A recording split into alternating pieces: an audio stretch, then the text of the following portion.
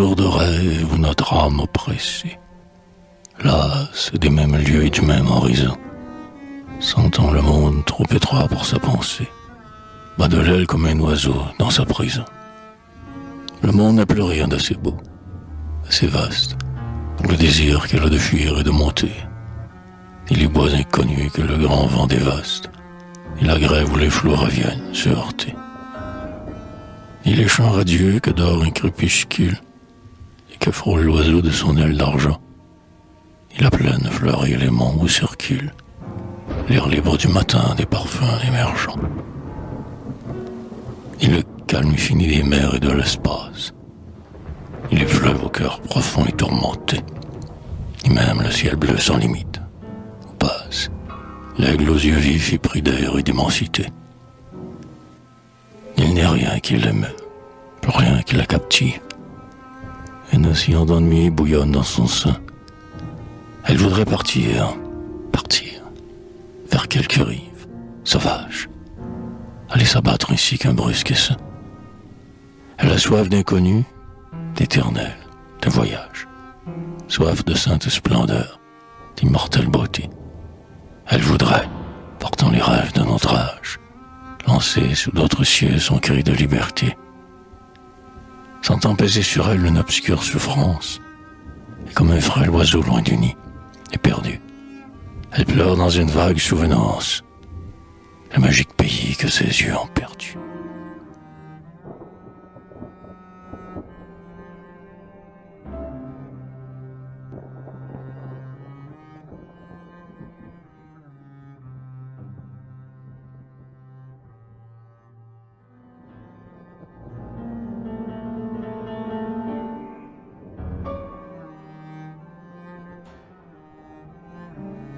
Oh, toi dont l'humble vie est faite de misère, dont les sinistres yeux ont des larmes sans fin, toi que le deuil retient comme un aigle en ses serres, toi dont l'âme a la haine et l'estomac à la faim.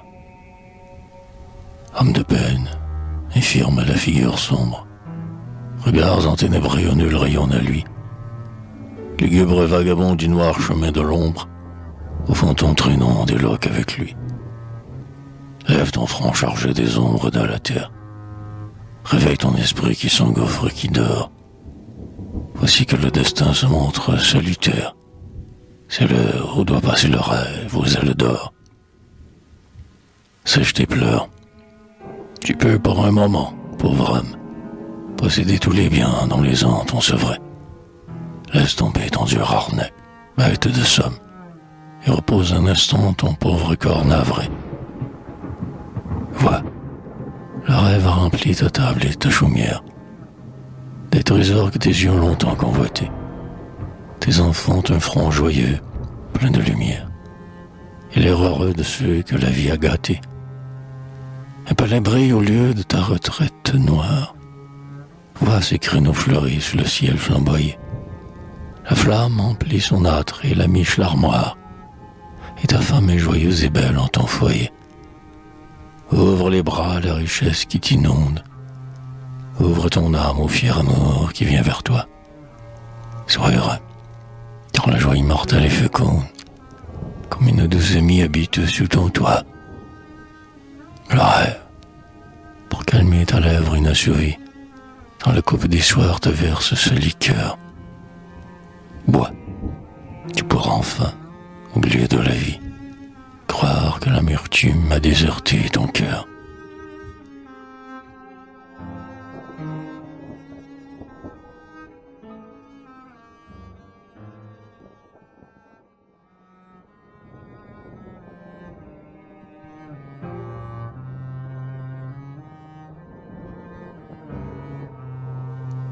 Jeune homme ou jeune fille à l'âme noble et fière, dont le cœur s'ouvre ainsi qu'un lys dans le matin. Esprit clair, dédaigneux de la tourbe grossière, jeunes yeux entr'ouverts sur un riant destin. Je te vois, ô jeune homme amoureux de la vie, sur un livre entr'ouvert rêvé soupirer. Je te vois, promenant parfois un œil d'envie, sur les couples qui vont dans les grands parcs errer. Ton regard curieux sonde l'air inconnu, pour lequel tu sens ton rêve s'enflammer. et ta jeunesse appelle instamment le venu.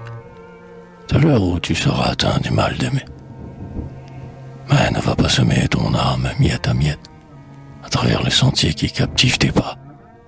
Les volages d'amour la rendent incomplète. Garde-la pour le grand amour qui ne meurt pas. Et si tu veux savoir où le bonheur se cache, prends la route qui va vers les champs frais et verts.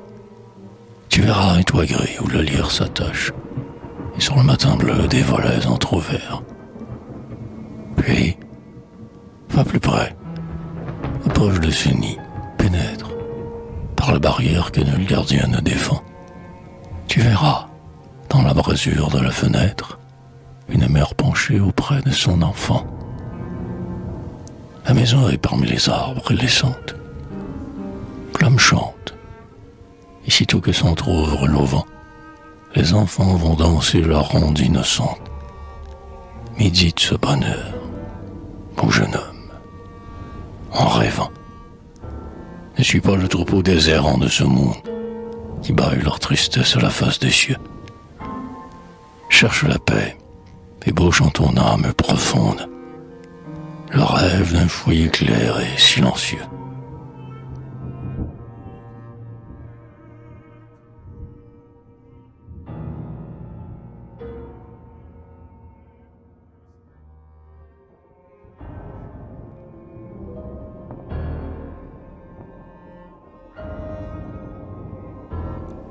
Fille, disent les railleurs, fille du rêve inutile et des tâtonnements sous les cieux inconnus.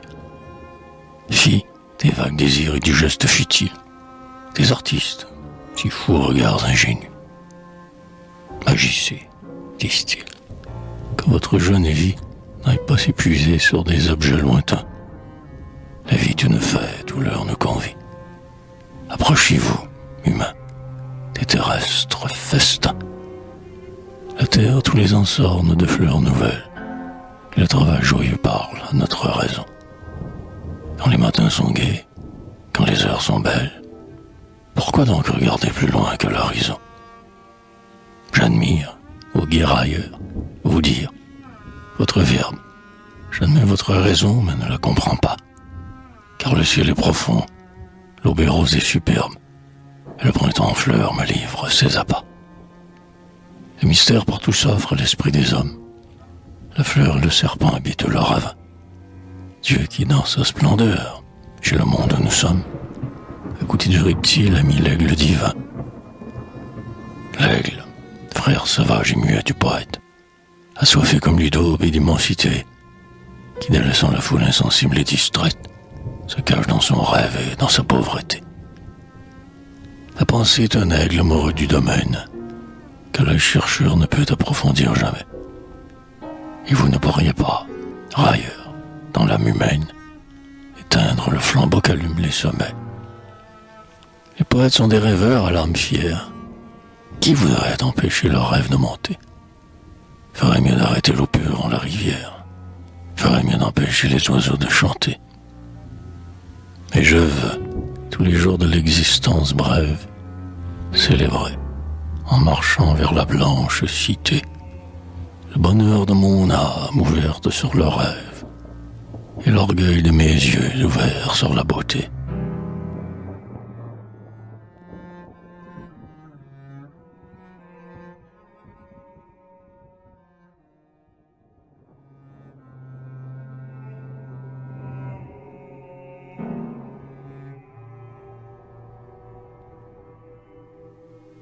Un reflet étrange brille dans vos prunelles, ô jeune femme. Votre regard est troublant. Votre grâce est fondue en pose maternelle.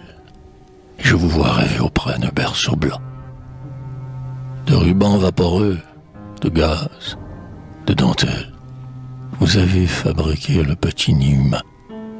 Votre enfant vous sourit, votre joie est telle qu'il vous semble qu'il tient votre âme dans sa main.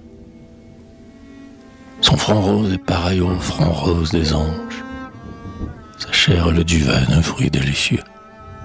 Ceux qui peuvent le voir dormir entre ses langes ne savent pas s'il est de la terre ou des cieux.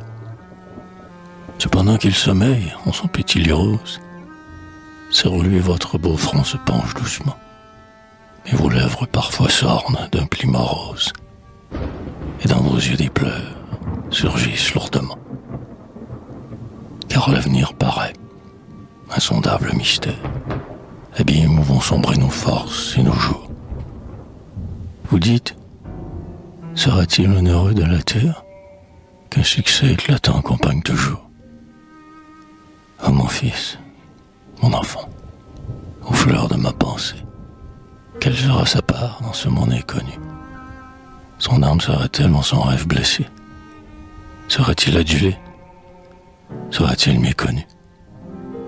Et vous rêvez pour lui tous ces biens que l'on nomme gloire, plaisir, honneur, richesse, amour humain. Ces mots sont superflus.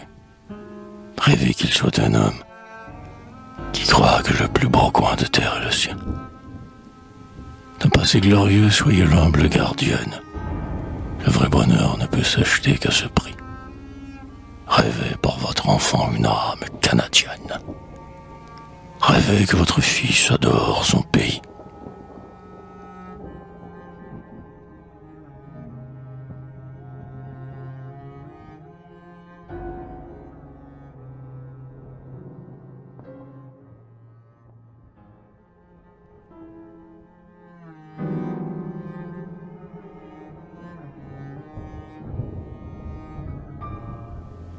Quels seront, oh mon Dieu, les termes de nos rêves? Que deviendront là-haut nos gestes d'idéal? La recherche du bien et la fuite du mal, toutes ces soifs d'azur qui n'ont jamais de trêve.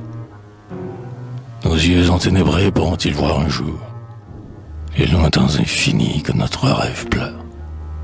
Verrons-nous, au-dessus de l'humaine demeure, la route qui conduit à votre clair séjour? Que faites-vous, Seigneur? Que faites-vous des rêves qui, composant pour nous le but essentiel, ont fait tordre nos bras suppliants vers le ciel et fait saigner nos cœurs comme feraient des glaives? Faut-il qu'enveloppés de deuil et de rancœur, ainsi que des oiseaux captifs dans leur volière, ils ne puissent jamais vibrer dans la lumière et meurent prisonniers au fond de notre cœur?